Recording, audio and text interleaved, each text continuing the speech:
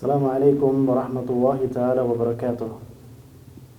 Segala puji bagi Allah subhanahu wa ta'ala. Salawat dan salam semoga selalu tercurah kepada Rasul kita Muhammad sallallahu alaihi wasallam beserta keluarganya, sahabatnya, serta orang-orang yang selalu mengikuti sunnahnya hingga akhir zaman.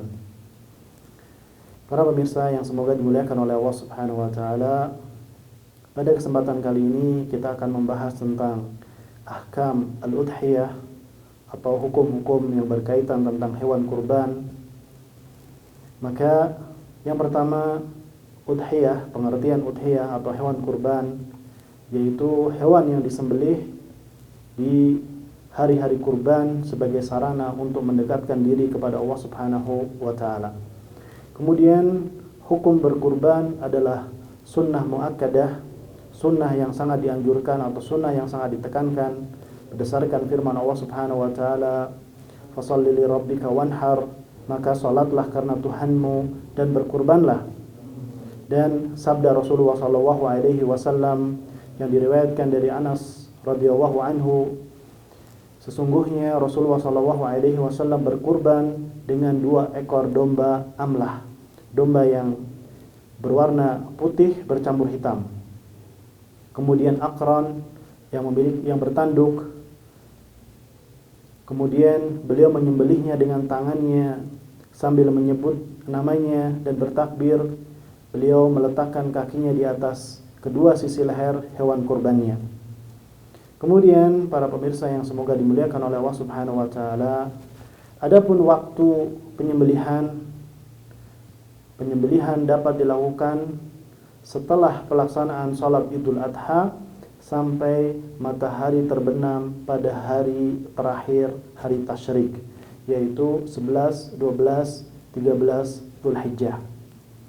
Kemudian jenis hewan kurban yang pertama, 1 ekor kambing untuk 1 orang, dan ia boleh meniatkan pahalanya bersama orang lain sebagaimana yang dilakukan oleh Rasulullah SAW ketika beliau hendak menyembelih kurban. Beliau mengatakan, "Bismillah, terimalah kurban ini dari Muhammad dan keluarganya serta umatnya." Kemudian yang kedua, 1 ekor unta atau sapi untuk 7 orang, sehingga dibolehkan bagi 7 orang berkumpul dan membeli 1 ekor sapi, lalu mereka menyembelihnya berdasarkan perkataan dari Jabir radhiyallahu anhu. Maka Rasulullah SAW menyuruh kami untuk berkumpul dan berkorban, setiap 7 orang berkorban dengan 1 ekor unta. Setiap 7 orang, maka Rasulullah SAW menyuruh kami untuk berkumpul dan berkurban, setiap 7 orang bergabung dan berkurban dengan 1 ekor unta.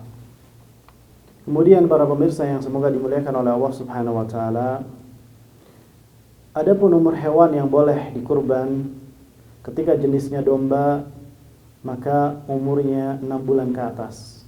Ketika jenis kurbannya adalah kambing, maka umurnya adalah 1 tahun. Kemudian ketika jenisnya adalah sapi, maka umurnya 2 tahun. Ketika jenisnya adalah unta, maka umurnya 5 tahun. Tentunya sebaik-baik udhiyah adalah unta yang cukup umurnya, karena sangat bermanfaat bagi orang-orang fakir. Kemudian sapi yang cukup umurnya, kemudian kambing, kemudian 1/7 unta, dan yang terakhir adalah 1/7 sapi. Kemudian para pemirsa yang semoga dimuliakan oleh Allah Subhanahu wa taala, cacat pada hewan kurban memiliki 2 poin. Yang pertama, cacat yang tidak dapat ditolerir, yakni yang pertama aura, buta sebelah atau buta total, kemudian arja, pincang, kemudian ajfa, kurus, tidak ada dagingnya, kemudian hewan yang sakit. Berdasarkan dari hadis Al-Barra ibnu Azib, Rasulullah SAW bersabda, tidak diperbolehkan berkurban dengan hewan yang buta atau pincang atau sakit atau hewan yang kurus kering. Kemudian poin yang kedua, cacat yang dapat ditolerir atau boleh ditolerir yakni al-basra, hewan yang tidak memiliki ekor, kemudian al-jamma, hewan yang tidak memiliki tanduk, kemudian al-kisi, hewan yang dikebiri atau hewan yang luka telinganya atau patah tanduknya. Maka semua cacat yang disebutkan pada binatang sesembelihan, kemudian demikian pula berlaku pada hewan hadyu dan hewan fidyah. Kemudian para pemirsa yang semoga dimuliakan oleh Allah Subhanahu wa taala, yang terakhir adalah pembagian hewan kurban. Hewan kurban dianjurkan dibagi menjadi 3 bagian. Sepertiga untuk orang yang berkurban, kemudian sepertiga untuk dihadiahkan, dan sepertiga untuk disedekahkan. Walaupun jika orang yang berkurban menyedekahkan sebagian atau seluruhnya tidak dilarang.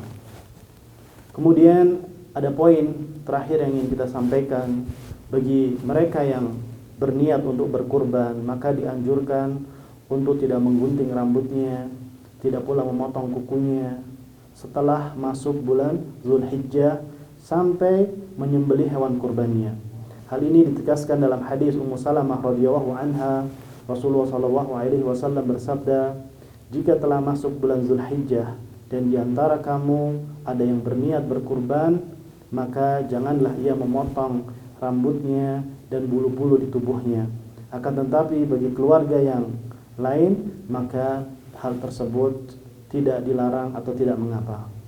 Inilah pembahasan tentang ahkam al-udhiyah atau hukum-hukum yang berkaitan dengan hewan kurban. Hadza wallahu taala alam wa sallallahu ala nabiyyina Muhammad. Wassalamu alaikum warahmatullahi taala wabarakatuh.